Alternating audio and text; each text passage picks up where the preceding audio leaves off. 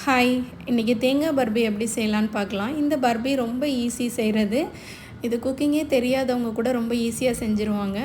இதை செய்கிறதுக்கு ஒரு கடாயில் 1 கப் அளவு நெய், 2 கப் அளவு தேங்காய் துருவல், 3 கப் அளவு சுகரு, 4 கப் அளவு பால் இதை சேர்த்து நல்லா மிக்ஸ் பண்ணிவிட்டு மீடியம் ஃப்ளேமில் வச்சு நல்லா இதை கொதிக்க விடணும்.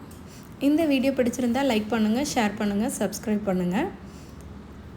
இந்த ஸ்வீட்டு குழந்தைங்கள்லேருந்து பெரியவங்க வரைக்கும் எல்லாருக்கும் ரொம்ப பிடிக்கும்.